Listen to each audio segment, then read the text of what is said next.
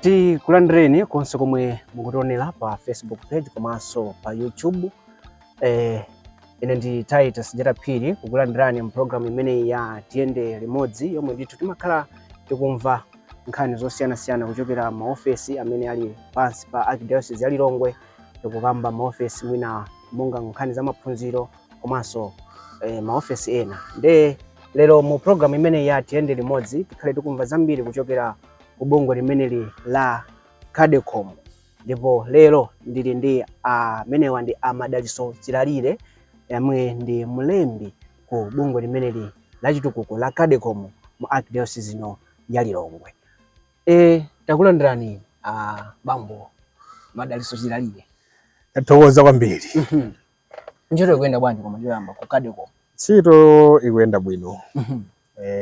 Tikugwira ntchito imene tinatumidwa kuti tizigwira, kutumikira anthu mu njira zosiyanasiyana mu diocese muno. Ndi zikutheka. Kuti ndi utumiki? Umenewu umaoneka kuti ndi utumiki ndithu. Umaoneka kuti? Chifukwa chakuti timagwira ntchito ndi anthu osiyanasiyana, osatengera ndi kumene achokera, koma as long as ali munthu. Komanso chifukwa kuti timagwira mu mpingo muno, ndi mbali imodzi ya utumiki wa mpingo wa Katolika mu Archdiocese ya Lilongwe. Chabwino. Ndi menemo ndithu amene mukutionera ndili ndi Madaliso Chilalire amene ndi mlembi ku bungwe limeneli la chitukuko la CADECOM, Catholic Development Commission mu Archdiocese ino ya Lilongwe. Mwina funso loyamba likhale lonena kuti CADECOM ndi chani? Ambiri mwina ngati mamidzimu timamva kunabwera bungwe la CADECOM kutere. Mwina CADECOM ndi chani? Tiyambire pamene. Zoonadi, CADECOM ndi bungwe, koma ndinene kuti ndi nthambi ya mpingo wa Katolika uno mu Archdiocese ya Lilongwe. Monga timadziwira kuti mpingo wa Katolika ku Malawi kuno uli ma diocese 8, ndipo lili ku lake Catholic Secretariat ku Lilongwe muno. Ndi CADECOM ndi bungwe limene ndi limodzi limene lakhazikitsidwa ndi bungwe la maepiskopu Malawi muno kuti lizigwira ntchito mothandizana ndi mabungwe ena onse amene ali mu mpingo, koma iyoyo imagwira ntchito makamaka za chitukuko cha anthu. Monga mmene mpingo umaphunzitsira kuti munthu ndi thupi ndi mzimu. Ifeyo kwambiri timayang'ana kwambiri ku nkhani ya thupi. So pa national office pali office ya CADECOM, komanso ku diocese ina iliyonse kuli office ya CADECOM. Ndi kuno tili kuno ndi ku Archdiocese of Lilongwe, ndipo ife timagwira ntchito ku CADECOM ya Archdiocese of Lilongwe. Ntchito zake ndi zosiyanasiyana. Timagwira ntchito za ulimi, timagwira ntchito zothandizira anthu pa nkhani za umoyo wawo, pa nkhani za chuma. Timagwira ntchito pa umoyo wawo pa nkhani za madzi, ulimi othirira, nthawi zina kuthandizira kuti pasakhale kusiyana amayi ndi abambo. Zonsezo timazika limodzi mu ntchito yathu ya tsiku ndi tsiku ifeyo CADECOM. Ndi timagwira ntchito ku parish ina iliyonse, komanso dera lina lililonse limene lili muno mu Archdiocese ya Lilongwe. Ndi kuti maboma amene wa 7, Nkhotakota, Nchisi, Dowa, Mchinji, Lilongwe, Kasungu ndi mbali ina ya Salima. Ponena kuti mmene mwafotokozeramo kuti ngati mission kapena zolinga zanu kuonetsanso kuti mwina moyo wa munthu ukuyenda bwino, zimene mwina zikhoza kumathandizanso kwambiri ku moyo sopano wa uzimu, kuti mwina participation mwina kaya kumpingo komanso ndi zina zikuyenda motani. Ndimafuna ndimve sopano kuchokera mwina kwa inuyo, kamba kuti tunena kuti CADECOM ndi bungwe la chikatolika. Mwina mukamagwira ntchito zanu mukumapanga motani? Do you make inclusion ena kuti aliyense amene mwina mufuna mufikire si wa Katolika aliyense akhoza kuthandizika? So ife CADECOM tikamagwira ntchito zathu sitimayang'ana mpingo, sitimayang'ana kuti munthu akuchokera kuti ndi otani. No, choyambirira ndi munthu. Ndipo munthu ina aliyense amayenera kulandira chikondi, amayenera kuti athandizidwe. So chile chimene mwina nayo lofotokoza nkhani ndi kuti Caritas CADECOM nthawi zina zake machito kuti Caritas maiko anzathu. Imatanthauza chikondi, ntchito za chifundo. Ndipo tikamagwira ntchito za chifundo silimayang'ana kuti uyu ndi ndani awanda ataita sitathandize awanda amene tisathandize ayi anangiliya ose timagwira nawo ntchito limodzi posayang'ana ndipo sachite kutchulaso posayang'anira mpingo posayang'anira yani silimayang'anira china chilichonse azilongazi ndi munthu akupezeka mu archdiocese ya Lilongwe ndi anthu amenewo ndi amene ife timathandiza timagwira nawo ntchito limodzi ndithu. Pepani mwina ngati sinafunse mwinaso amene akutisatira nkudziwa kuti kodi likulu la CADECOM ndi kuti pamene mwanena kuti ndi bungwe limene lili ngati kuno ku Malawi ndi kuti madiocese onse asanu ndi atatu bungwe limene liliko komanso lili ngati ndi office yayikulu imene mwanena kuti ndi ngati head office ya CADECOM kuno ku Malawi. Mwina likulu leni la CADECOM mu mpingo wa Katolika liti kuti? So mukanena kuti mu mpingo wa Katolika likulu lake ndi kuti Catholic Secretariat wa Lilongwe mwamuno ku city center uko koma mu archdiocese ya Lilongwe ndi kuti likulu lake lili ku Parish tipange focus pa archdiocese ya Lilongwe the whole world. The whole world ndi kuti ku Italy. Ku Italy kuli office imweko imachedwa kuti Caritas Internationalis ndi kuti tikabwera pa dziko pamakhala Caritas office Caritas National Office kena kuti pita ku diocese Caritas Diocese Office kena kuti mapita mpaka na ku parish Caritas office ya parish. So zimayenda choncho mpaka na musi kuyambira kumwamba mpaka na musi kuyambira musi mpaka na kumwamba pena palipose office zathu zilipo ndithu.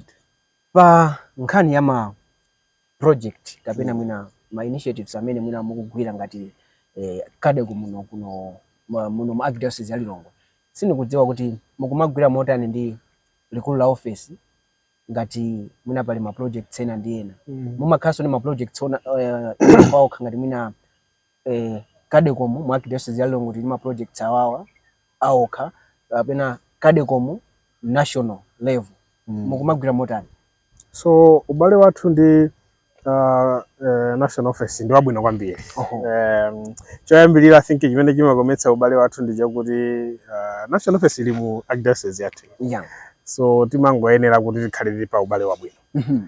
Chachiwiri ndi chakuti timakhala ndi ma project amitundu iwiri.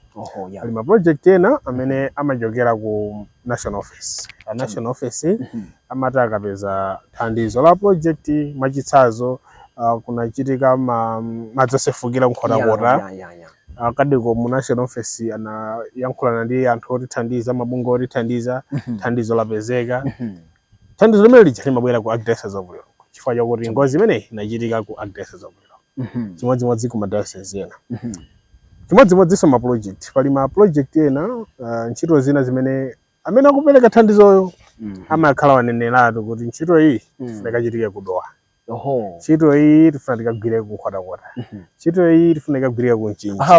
Amadziwa bwanji amakhala muno ndi anthu amuno ndi anthu kuti ali ku Malawi konkuno amadziwa amene zinthu zimene zikuchitika Malawi muno.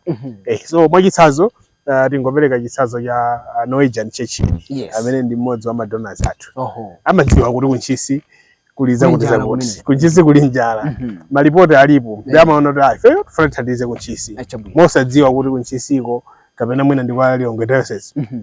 So akabwera ku national office kuja ndi pamene amauza kuti kumene kukunde kuti ndi ku Lilongwe diocese akagwira ntchito imene ndi Lilongwe diocese. Ndipo palinso ntchito zina zimene ifeyo tokhala Lilongwe diocese timatha kuwafikiranso amene ali ndi thandizo aja kukawuza kuti ifeyo timafuna kuti tithandize anthu awa pali futo lako lakuti tikhoza ife kupita kukawuza oyo kudzatiwuza kuti ndi thandizo limene timafuna tifikire nalo anthu amuliro akudoha anthu akulilongwe anthu akunchisi ndi zikatero timapita kukayamba kugwira ntchito step by step kukumana ndi aboma ajatitenga tipita kumudzi kuja tikawuza anthu kuti abwera ndi chani kena kuntchito kuyambika ndi mmene timagwira ntchito. Chabwino ndili ndi chidwi sopano mmene mwafotokozeramo kuti mumagwira ntchito zanu mothandizananso ndi national office ya CADECOM. Sindikudziwa ngati mwina CADECOM mu archdiocese ya Lilongwe ndi ma projects ati amene mwina pakadali pano mukugwira. Chabwino pakali panopa tinakangalika kapena takangalika ndi kuthandiza pa Central Region pano pachuluka pakuchitika ngozi za chilengedwe, ngozi zokhudzana ndi kusintha kwa nyengo zambiri. Nde pakati apa chimene takhala kupanga kwambiri ndi kuwafikira anthu amene agweredwa ngozi zosiyanasiyana. So mu March mayandikira ku April tinali ku Kotakota.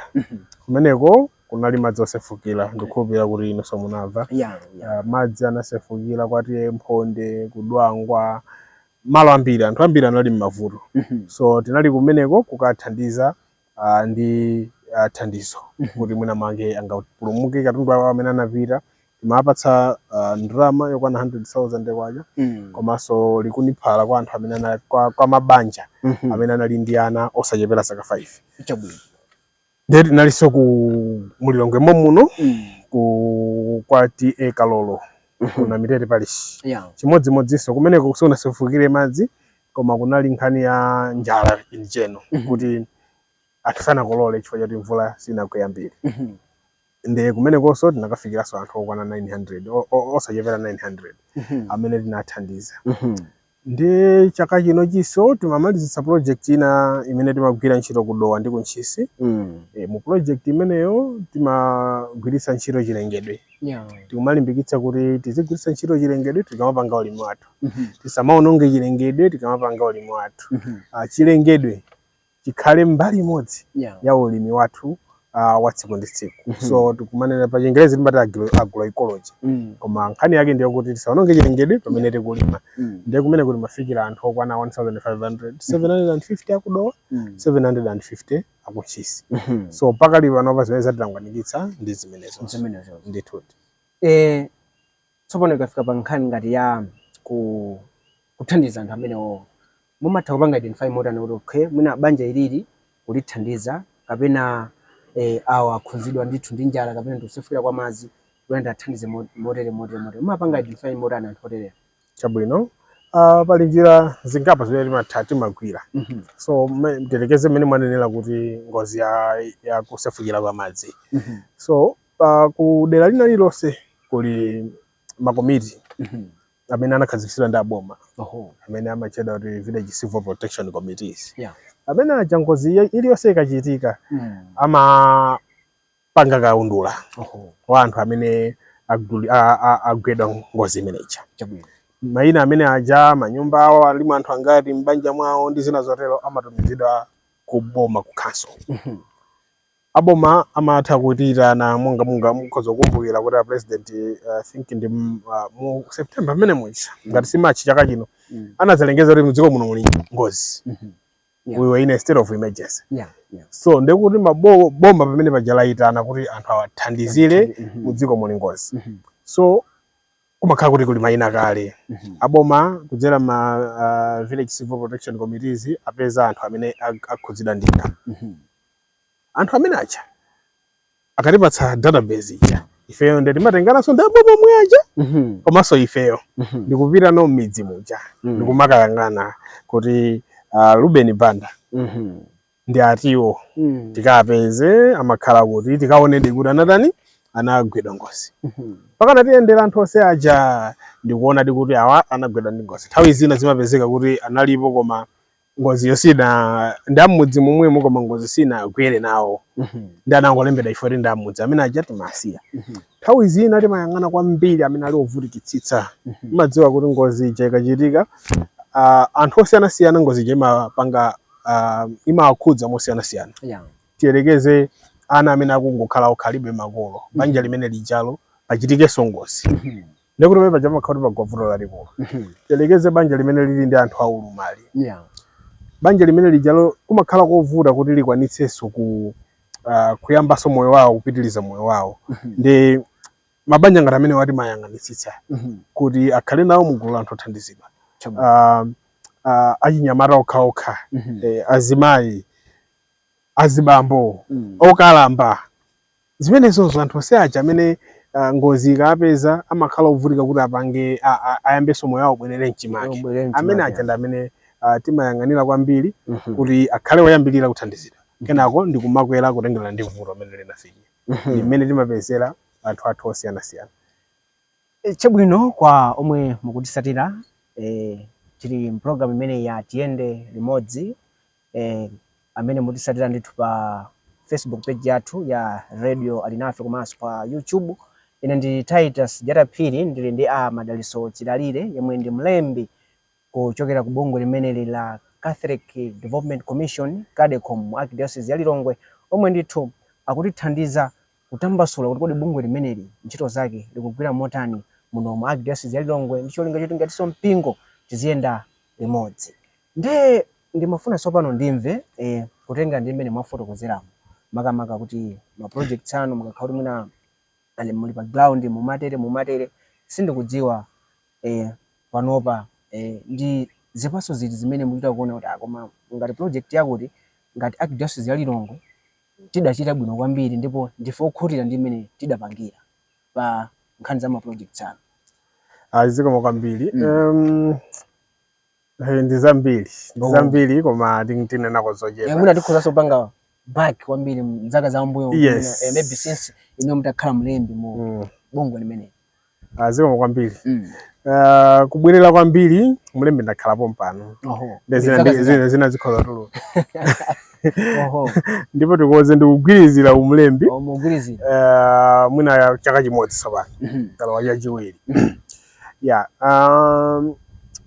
Pali malo ena ake kusalima kumene kunali project kuyambira 2023 imene 2022 2021 yadzatha 2025. Kumeneko alimi tinathandiza ndi ulimi wa nthilira. Ni malo akulu 5 hectares. Umene akugwiritsa ntchito kulima chaka chonse. Ndi alimi olimbikira. Ndimaona kuti alimi amenewo tinathandiza chifukwa chakuti anali ndi mtsinje koma amavutika kuti akatenge madzi mutsinje muja abwere nawo kuntunda kuti athire mbewu zawo. Equipment imene tinawapatsa, masolar system amene tinawapatsa anawathandiza kuti madzi aja isakhale vuto kuwatenga mutsinje muja kukathirira kuntunda, ndipo akukwanitsa kukolola. Ndimaona ngati pamenepo CADECOM inagwira ntchito yolozeka ndi maso. Pachiwiri ndi zimene ndimakuwuzanizi kuti kodwangwa ku Lilongwe kuno kwa Kalolo kunali ngozi, ndipo timathandiza mabanja osachepera 3000 ndi 100,000 wacha banja lina lilonse. Ndi wokhulupirira kuti ndi ndalama zochuluka kwambiri. Ene ngati mpingo unaona kuti uthandize mogwizana ndi mapartners awo ndi abale osiyanasiyana uthandize. Muona kuti ndalama imeneyo si ndalama yaing'ono, ndi ndalama yayikulu. Komanso ndinali ndi mwayi okaona ena mwa anthu amene anafikiridwa ndi thandizo limene lili. Ndimaona kuti thandizo lapita kwa enelera, ndipo anthu moyo wawo ukuoneka kuti wasintha. Kukasungu 2022 kulekeza 2023 timagwira ntchito ndi alimi okwana 1500 kuchamama kwa Wimbe. Alimi amenewo timagwira nawo ntchito yokuti adzichulukitsa ulimi wawo wamtedza komanso wa soya. Ndi pofuna kuti akachulukitsa nangayi kakuti tinamangira ma warehouse. Ma warehouse amenewo ndikukhulupirira kuti panopa chaka chinochi, because ndikuti ayamba kugwiritsa ntchito 2024 2025 2026 ino ndikukhulupirira kuti akugwiritsa ntchito bwino. Inali ndalama zochuluka komanso ntchito yotamandika imene tinathandizidwa kudzera ku National Office limanena kuja komanso Oxfam komanso Government of Flanders. Tinamanga ma warehouse abwino okuti alimi akagwiritsa ntchito adzikwanitsa kutolera mbewu zochuluka kuzika malo amodzi. Ndi chifukwa choti mbewu zija ndi zochuluka, alimi aja amakhalano ndi mwayi ogulitsa mbewu zija pa mtengo wabwino, mosagulitsa chifukwa chokuti asowa kosunga, mosagulitsa chifukwa chokuti munthu wabwera afuna atenge zivute zitani azipita nazo. Alimi aja azikhala ndi nthawi yopanga yosunga, azikhala okha kuganiza kuti ndigulitse liti pa mtengo wanji. So ndimakhulupirira kuti ntchito imeneyo inathandiza kwambiri alimi aku Kasungu, kumaipi amenewa kwa Wimbe komanso kuja madera limene lolo tinayikako ma warehouse 4 akuluakulu amene ndikukhulupirira kuti ndi ntchito yotamandika imene CADECOM inagwira. So ngati zina zimene zipaso zabwino za yes zokuti khoza kunyamuka lero nkukanena tinagwira ntchito and you are proud of it. yes akwambiri kwambiri mafotokoza bwino kwambiri makamaka kutenga kuti ntchito zina zimene ngati bungwe la Kadicom no Mark Diocese mukamazona mati yayi ife ngati di bungwe we are so proud of it. Ndifuna sobano ndibwere pa kuti zinthu zimene zitheke pamakhala ndithu mmene mafotokoza kuti madonors ndi zina mwina ngati office yanu ya Kadicom ni mavuto anji amene mwina mukumakumana nawo amene mwina akusamwisa zina ndi zina kuti mwina ngati office ya Kadicom no Mark Diocese ya Lilongwe izitha ndithu kufikira madera ambiri ndi mavuto ake ati? So ndikhola nena kuti kwakukulu ndiko kuti ngati dziko silikuyenda mmene linkayendera kale chifukwa chokuti mabungwe ambiri maiko ambiri akuona kuti takhala tikupanga zinthu mwina chimodzimodzi koma mavuto athu sakutha ife ngati Malawi akhala kuti patsa ndalama kunali development for international development aid for international development kunala USAID kunala chani abweretsa ndalama zambirimbiri ku dziko lino la Malawi komano mavuto athu akanalibe njala akanalibe kusefukira kwa madzi industry ngathe kupewa zina ndi ngozi komano takhala tiku almost tili pamodzimodzi ndi ndikhulupirira kuti mabungwe ena kamwina ndikutopa komanso kunena kuti mavuto awo ndi anu tsopano ndi nthawi yokuti pezani njira ya mavuto anu timayenera kukhala kuti panopa tikuyenda ndi malo ambiri mabungwe ambiri amene ankapereka ndalama mosavuta ku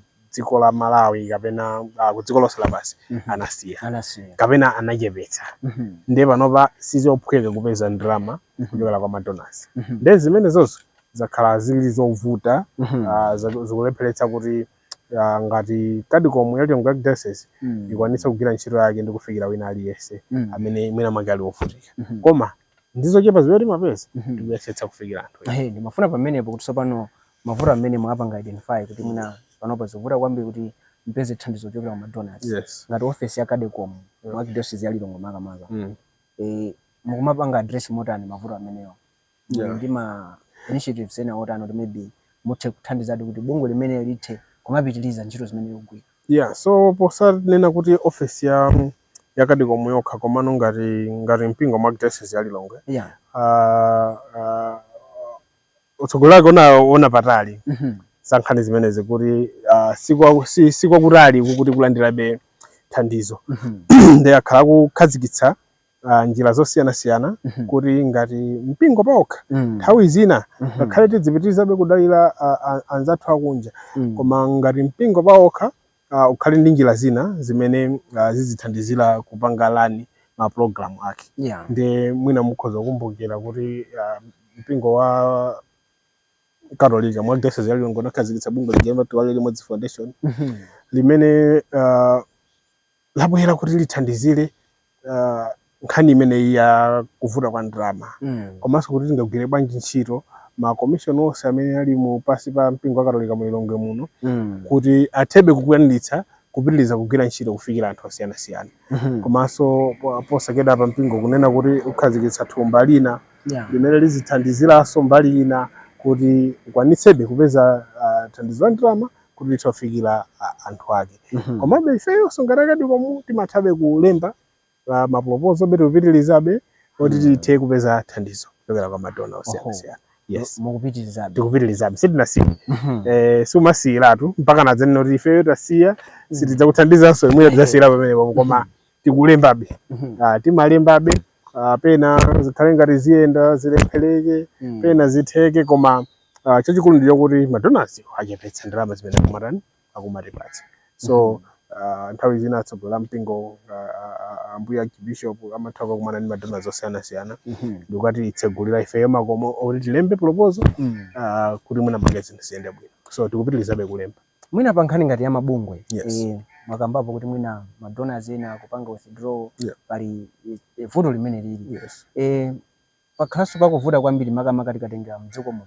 ali mwina mabungwe ambiri zimavuta kuti mwina akalandira thandizo lija pange kuti apereke report ndalama zija munatipasa ntchito imene ndagwirisa ndi chonchi ine ku Kadicom mukumatha kupereka ma reports ngati amene kuti maybe mwalandira funding project jatheka maliza tsake ndawo mmatha kumapereka malipoti amene posadzi kundikira posadzi kundikira ifeyo timayesetsa kuti malipoti apite tikhoza kuchedwetsa chabwino koma apite mu nthawi yake komanso akhale onena zoona because ikokhala lipoti koma osanena chilungamo koma ifeyo timapereka malipoti otakhale achilungamo komanso awauze anyaka ndalama aja za ntchito imene yagwirika ndi ndalama zimene anatipatsa so timayesetsa ndithu.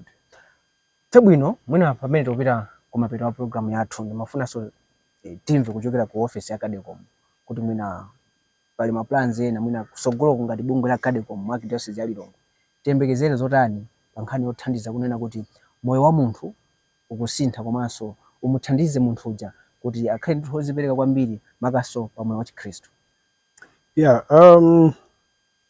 Mapaniyo alipo choyambirira koma ndikuphunzitsana kuti zimene tikunena apa za ma challenges amene za mavuto amene tikukumana nawo ifanye kuti ndalama azungu anasiya kutipatsa anthuso azindikire zimenezo ndipo tikhale ndi kuthekera kugwiritsa ntchito mwina maluso amene tili nawo kale. Mwachitsanzo ndikukupatsani chitsanzo chakuti ku Kasungu kuli gulu linake la alimi limene Akadecom tinathandiza limene tinaphunzitsa kwamangira nyumba yora azipangiramo uchi. Amatenga uchi kuli mu ming'oma yasiyanasiyana ndikumawika mabotolo ndikumagulitsa. So ni ntchito tinagwira kale alimiwa akupanga. Ndimakumbuka chaka china chake tinakatenga uchi uja ndikumagulitsira kunoko. Amagulitsa kale koma tinakatenga kuti tidzagulitsira. So imene ni ntchito tinagwira kale. Koma zikhoza kutheka kuti ku Lilongwe kunonso pali kufuna pali anthu ena amene akufuna kuti aphunzire kuti uchi angaupange bwanji.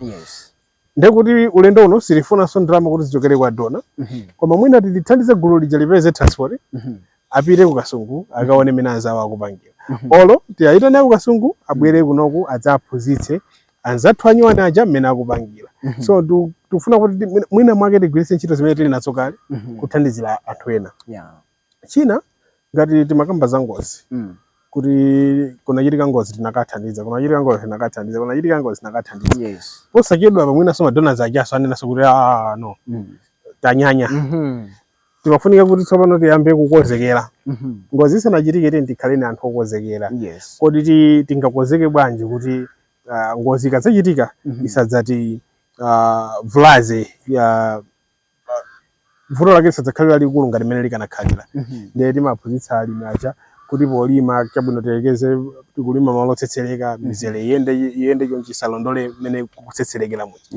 Komanso ngozi sikusefukira kwa madziko okha ngozi ina imakhala kuti vula sinabwere kapena mvula yabwera mochepa. Kodi alime bwanji mwachitsanzo chaka chino akunena kuti vula ikokhala yochepa kapena ikozokhala yambiri. So tiphunzitsane mwina kudzera mu radio ali nafe kudzera mu ma platform osiyanasiyana amene alipo kuti chaka chinochi kodi ulimi tipange bwanji tidzale mbewu zanji chifukwa kuti sitidzalaso njovu chaka chino chifukwa choti njovu imafuta masiku ambiri.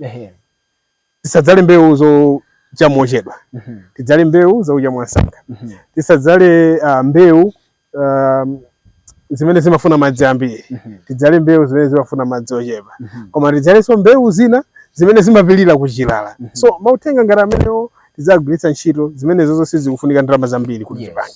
Tikhoza kubwera pa radio pano kuwamemeza Khristu athu mapalishi mukuti nthawi yakuti yakuti pakhala program imene ikambeza kuti ndi mmene nyengo ili chaka chino kodi tilime bwanji. So zimene tikuganiza ndi zimene zozo kuti nthawi yatha tikuyenera kuti tisinthe kaganizidwe kathu. Madonna sadzakhalapo mpaka nakalekale ngati tani kuti ulimibe ukhale wotithandiza komanso tizitha ntchito zimene tili nazo zimene anena muchilengedwe manyowa mitengo zipatso kuti pakhomo pathu pakhale kodalira.